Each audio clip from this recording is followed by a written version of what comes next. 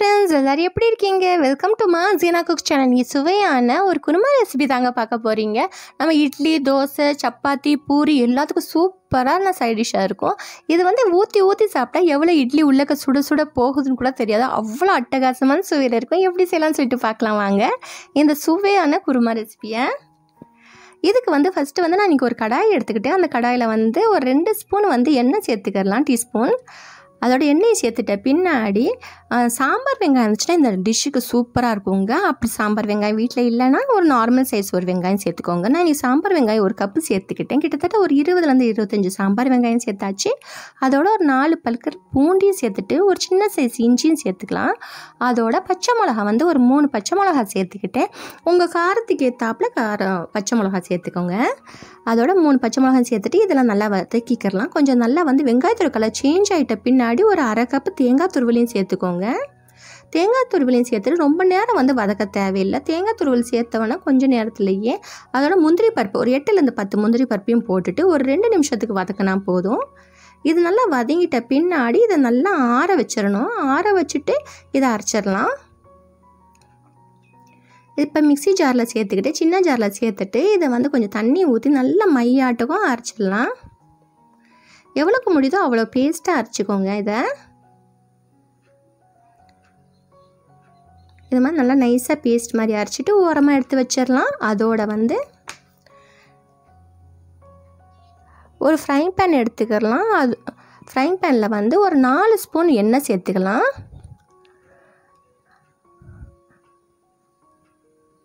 இதுக்கு வந்து நான் இன்றைக்கி என்ன செஞ்சிட்டேன்னா ஒரு பிரிஞ்சி இலை, ஒரு லவங்கம், ஒரு பட்டை, ஒரு கிராம்பு இதெல்லாத்தையும் போட்டுட்டு ஏலக்காய் இதெல்லாத்தையும் போட்டுட்டு ஒரு 1/4 டீஸ்பூன் சோம்பையும் சேர்த்துக்கிட்டேன்.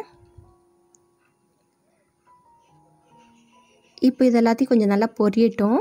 பொரிஞ்சிட்ட பின்னாடி நம்ம ஒரு பெரிய சைஸ் வெங்காயம் நீட்டாக வாக்கில் இது மாதிரி சன்னமாக கட் பண்ணி சேர்த்துக்கலாம். நம்ம ஏற்கனவே வெங்காயம் அரைச்சாச்சு. அப்படி உங்கள்கிட்ட வந்து சாம்பார் வெங்காயம்னா நார்மல் வெங்காயம் போட்டு அரைச்சாச்சா, இதோட இது ஒரு வெங்காயம். மொத்தம் டோட்டல் இந்த கிரேவிக்கு 2 வெங்காயம் மாதிரி கணக்கு வச்சுக்கோங்க. இப்போ இது நல்லா வந்து கலர் கொஞ்சம் சேஞ்ச் ஆகட்டும். அதோட கறிவேப்பிலையும் போட்டுக்கலாம்.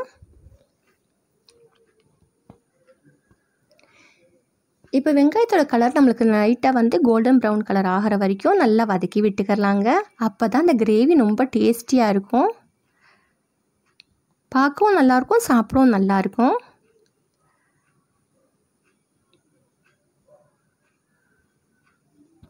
இது வரைக்கும் நம்ம சேனலை சப்ஸ்கிரைப் பண்ணலாம், நம்ம சேனலை சப்ஸ்கிரைப் பண்ணி வச்சுக்கோங்க ஃப்ரெண்ட்ஸ். அதோட ஒரு 3 மீடியம் சைஸ் தக்காளி பழத்தை சேர்த்துக்கிட்டேன். நல்லா பழமான தக்காளியை நல்லா சேர்த்துட்டு நல்லா வதக்கி விட்டுக்கலாம். அதோட இதுக்கு தேவையான அளவுக்கு சால்ட்டையும் சேர்த்துக்கோங்க. ஸோ தட் நம்மளுக்கு தக்காளி வெங்காயம் வேகணும் இல்லையா, கொஞ்சம் சீக்கிரமாகவே வெந்துடும் தக்காளி வெங்காயம் சேர்ந்து. அப்படி பெரிய தக்காளியாக இருந்தால் 2 தக்காளி போதும். இது மீடியம் சைஸ் தக்காளினால நான் 3 சேர்த்துக்கிட்டேன். இப்போ ஒரு மூடி போட்டு ஒரு 3லேருந்து 4 நிமிஷம் அப்படியே நல்லா வச்சிட்டோம்னா சீக்கிரம் வெந்துடும்.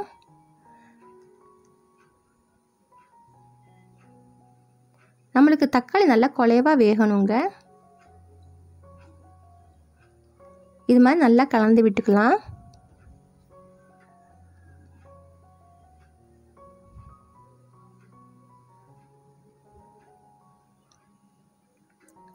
இப்போ வந்து இதுக்கு என்னென்ன மசாலா பொடி போடலான்னா ஒரு 1/2 டீஸ்பூன் வந்து மஞ்சள் பொடி சேர்த்துக்கிட்டேன். அதோட வந்து சில்லி பவுட்ரு வந்து 1 டேபிள் ஸ்பூன் சில்லி பவுடரையும் சேர்த்தாச்சு. அதோட தனியா பவுட்ரு மல்லிப்பொடி இருக்கு இல்லையா, அது 2 ஸ்பூன் சேர்த்துக்கிட்டேன். மல்லிப்பொடி வந்து நம்மளுக்கு காரப்பொடியை விட கொஞ்சம் தாராளமாக இருக்கணும். அப்போ தான் இந்த கிரேவி நல்லாயிருக்கும் இந்த குருமா. இப்போ இந்த பச்சை வடை போகணும் இல்லையா, இந்த மசாலாலாம் வேகணும் இல்லையா, அதனால் ஒரு 1/4 டம்ளர் தண்ணி ஊற்றிக்கிட்டேன்.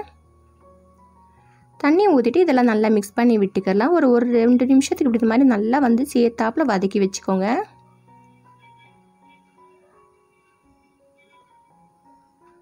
இது மாதிரி நல்லா கலந்து விட்டு வதக்கிக்கலாம்.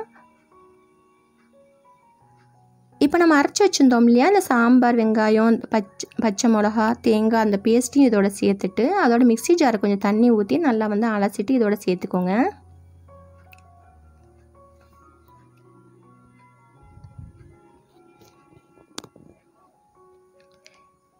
இதையும் வந்து ஒரு 2 நிமிஷத்துக்கு இந்த மாதிரி நல்லா வதக்கி விட்டுக்கலாம். நம்ம வந்து நேரம் விட்டு வதக்க ஒன்றா டைம் கொடுத்து வதக்க ஒன்றா கிரேவி எப்போவுமே நல்லா ருசியாக இருக்குங்க. பார்க்கவும் சரி சாப்பிட்றதுக்கும் சரி அது மாதிரி பார்த்துக்கோங்க.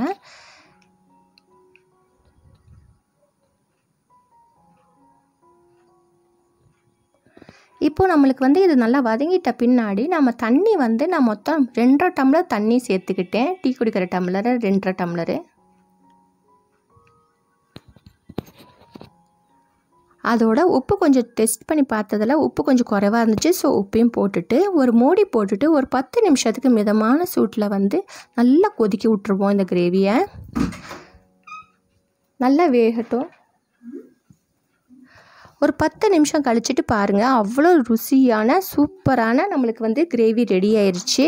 அதோட கொத்தமல்லி கருவேப்பிலையை போட்டு நம்ம இறக்குனா போதுங்க. இது எதுக்கு வேணாலும் வச்சு சாப்பிட்லாம். இட்லி, தோசை, பூரி, சப்பாத்தி உங்களுக்கு என்ன விருப்பமோ சாப்பிட்லாம். தேங்க்ஸ் ஃபார் வாட்சிங் அண்ட் டேக் கேர். டாடா பை.